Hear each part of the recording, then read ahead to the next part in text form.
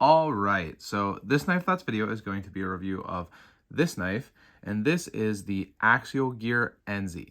And this is the first manual folding knife from Axial Gear. If you watch my channel, you know that I have really enjoyed Axial Gear's out the front knives and recently got to check out their first fixed blade. And so I was really interested in trying this knife, kind of dragged my feet on it a little bit, but Axial did send this knife for review, so I really appreciate that. And I'll tell you the first thing that I really noticed about this knife is that it has incredible action. Now, I did take it apart, but not because, it needed improving or anything. In fact, it came with probably the best action of any flipper I've ever had. And I've had a lot of flippers, but this thing is just super, super smooth. It's actually like drop closed of its weight smooth. So you can see that, and it'll just drop down in there with just a little shake. And I do actually think that it was even smoother when I first got it. So that was the first thing I noticed, is that it's just really, really smooth. And I'll talk about that in a little bit. But just to give you some kind of specs and idea of what this knife is, what it's made of, and all that good stuff. This is a knife that is in 20 CV blade steel, so a very high-end blade steel, pretty much the kind of cream of the crop at this point. Very, good all-around steel. It is kind of an analog to M390, so premium steel there for sure, and something that I've had no issues with. I've used this knife a good bit, and it, performs well. Then the handles, and I believe the screws also are titanium. They're grade 5 titanium, so, high quality titanium. And then the clip is also titanium. And I mentioned in my unboxing, you can tell that by kind of just how the spring tension feels. It's not quite as strong a spring tension, but very, snappy still, but not quite as strong as a stainless steel clip might be. But it is also titanium. And when you have titanium screws, you do have to make sure that you use good, not worn out Torx bits. When I took this apart, I used, I should have used the Torx bits from Axial, but I used an older set and, got a little bit clumsy. It didn't actually strip out the screw, but you just have to be careful because titanium is a little bit softer than steel on the screws. So just make sure you use a, a good kind of fresh set of Torx bits. But when you take this knife apart, it's actually pretty interesting. I don't plan to take it apart here on video, but when you take it apart, because the screws are titanium, they actually don't go into this backspacer here. Rather, there is a tube that goes through the backspacer, which I believe is stainless steel, and the pins or the screws go into that.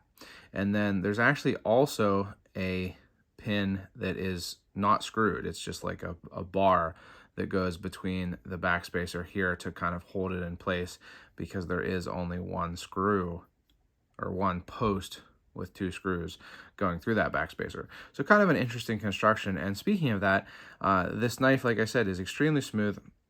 And when I took it apart, it has cage ball bearings, but it's different than other cage ball bearings I've seen. I'm sure, someone who takes knives apart more frequently than I do might know the origin, but they are caged in plastic or some sort of plastic that's like an amber color. And I don't know if that's why it's so smooth or what, but they seem to be very nice ball bearing washers. So I don't know exactly what the brand is or if they're a particular type, but they seem to be really, really smooth and different than most ball bearing washers that I've seen.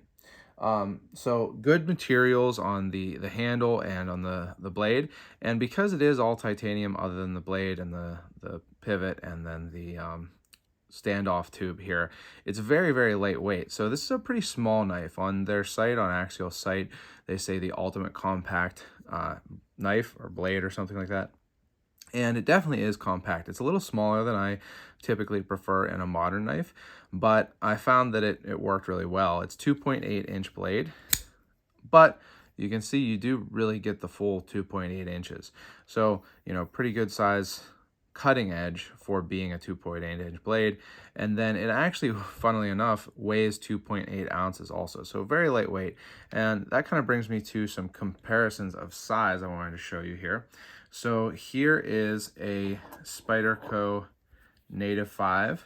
And I think this is a really great comparison. This is another EDC focus knife. You can see that the Native 5 is about the same length in the handle, but it has a little bit less cutting edge. If I put them over top of each other here, let me show that a little bit better. So it has a little bit less cutting edge because of the finger choil on the Native 5. So you do get, you know, a good amount of actual usable edge on the Enzi. And then I'll give you a comparison to the Benchmade Griptilian. This is the full size, and so obviously it's a much bigger knife. But just to give you, you know, a comparison to something you might be more familiar with. And then another very familiar knife, the Ontario Rat 1. So this is the one, the full size version. So again, it's a lot bigger, but it gives you an idea of size. And then I'll show you also Axial's two other not fixed blade knives, not necessarily folding, but this is the Dart, which is the smaller of the two. You can see it is certainly shorter in both the blade and the handle, but a lot taller in both also. And then the Shift, now this is the original version of the Shift. There's a 2022 version, which I'm planning on buying soon, but this is the original version of the Shift.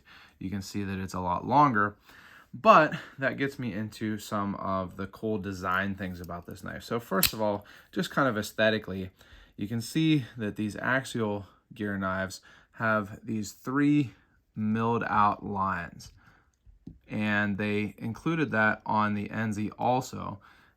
You can see it here on the Dart, here on the Shift, and this is more like on the Shift than on the Dart. So I do like that. I like that they keep that kind of brand differentiator. And then really cool also is that they use the same type thing in the lock bar cutout. So frame locks, you know, they need to have a lock bar cutout so you can actually, you know, move the lock bar. And they use these 3 cutouts. I think that is good looking. It's aesthetically good looking and matches with, you know, the other 3 slots.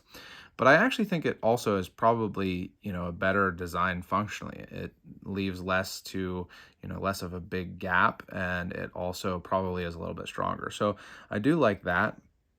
And then overall, it's just a really nicely designed knife. It has a kind of similar futuristic, minimalistic, boxy almost, but boxy in kind of a good way, design in the handle and blade as the Shift and Dart do. I'm going to move these out of the way here. And so I like that. And the really nice thing about that is that it actually still feels really good in the hand. So just like the other two, you might think if it's boxy, if it's minimalist, it might not, but it really does. So you can see it has a finger groove here, and it fits my finger really well. And then nice kind of simple handle shape other than that, including these cutoffs right here. And these cutoffs are a really good decision, especially for someone like me who has wider hands. These make it so that even though this is a smaller knife and a smaller handle, it still is really comfortable in my hand because there's no sharp points, you know, digging into my hand down here. So I really appreciate that. But the biggest thing that I appreciate about the design of the handle is how they design this lock bar. So a lot of frame lock knives have a lock bar where this area right here digs into your hand.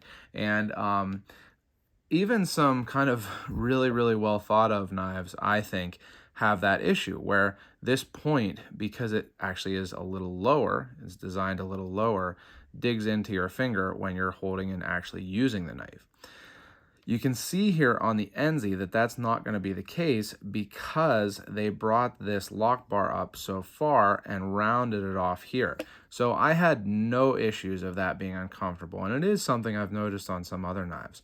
So I really like that. I think that it's a really smart decision for a knife if people are going to really use it, like I did. I used this with some yard work, some food prep, cutting cardboard and stuff like that, and I really appreciate that. I think that that's a really good design choice. Now, one thing that I would change about the clip here is I would add a flattened area. So you can see that this is just upturned and it continues the upturn. Now, that is in contrast to the clip on the dart and shift. Now it's a little bit of a different design. This is a fold over design where this is like a just stamped out design. But I do think that just a little bit of a lip there, a little bit of a downturn so that it's parallel with this part of the clip would probably make it just a little bit less something that you can feel in your hand when you're holding the knife. Now, another thing you might have noticed there that my finger slipped off, and that's just something that can happen with frame locks. If you've had a lot of frame locks, you've probably had it happen on a knife where if you hold on the lock bar itself rather than on the handle, so you can see here I'm holding on to the handle and it flips easily.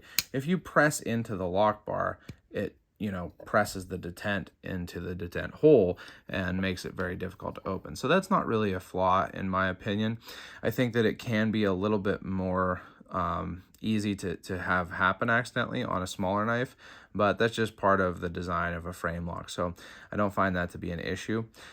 The other thing with this design here is I do think that it really fits well with the finger choil or the finger cutout. And so you get a pretty good grip on this flipper. And the only time I ever had it, not flip was when I was pressing on the lock bar. So it's very smooth. It flips very well. Very, very good action. And it went back together well. Like I said, I took this apart. It had started to, the pivot had started to get a little bit loose, probably from some heavy use trying to cut down some trees. I might notice a little bit of a blister there. I was using a machete to cut down some trees and it got real dull. And anyway, and when I put it back together, it went together well. No side-to-side play when closed, no side-to-side play when open but unlocked, and no forward and back play or lock rock either. So just really, really smooth and nicely done on the pivot. Now, I haven't talked about the blade yet, and the blade is what they're calling a reverse Tonto. So it's relatively similar to the Osborne designs on Benchmades, like the 940, and then another design that I'm forgetting, Contigo maybe. It reminds me of kind of a mix between those two. And it is a very practical blade shape. You get some straight edge here and then a very gradual belly towards the tip, which is a usable but strong tip because it has this cutoff here. So I think it's a pretty good blade shape for use. It cut well for me in all my use. It seems to be ground well, and just a pretty good practical blade shape, and fits well with this aesthetic, this kind of minimalist but almost futuristic and kind of sleek but blocky at the same time aesthetic. It's hard to define. I really do like it, but it's something that I think I found the perfect description for yet.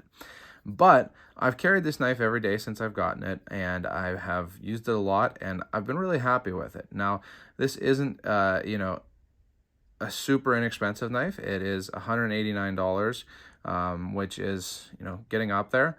But considering the materials and the quality of construction, the fact that it's designed in the USA, it has Axial's warranty, I think that that's really in line with other similar knives, if not an even better value. So something like a Wee knife or even like Re8, things like that. I think that this compares favorably with the quality of those knives, and is at or below their price range.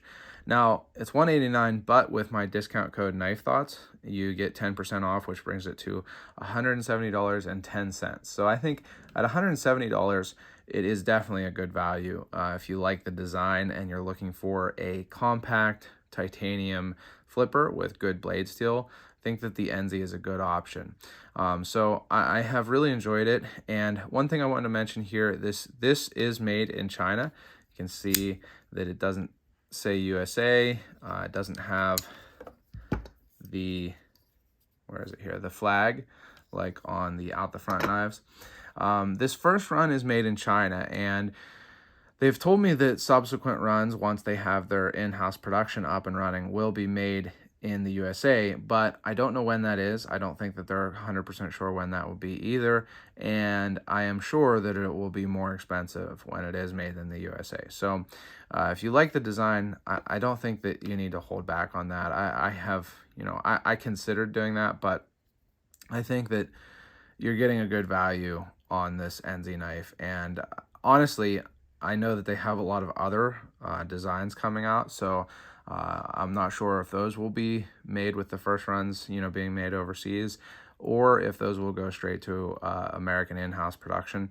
But I'm probably just going to keep enjoying this one here until those new designs come out and see if they're, made in-house or not. So I think the Enzi is a very well-designed little knife, a great little compact EDC knife, and like I said, some of the best action on any knife I've ever had for a flipper. So thanks again to Axial for sending this. I do, like I said, have my discount code, Knife Thoughts at Axial. You can get these at dealers, but I'm not sure if this model is at dealers yet. I know the out the fronts are, but I'm not sure if this one is, but it helps the channel if you get it straight from Axial. You can use the link in the description of this video and, like I say, the discount code, and it helps the channel out here. Especially if you like seeing these reviews from Axial. It shows them that people are actually watching. So I hope you have enjoyed this video. If you have, make sure you give it a thumbs up. You can comment your thoughts on this knife, Axial gear, and just any comments you have.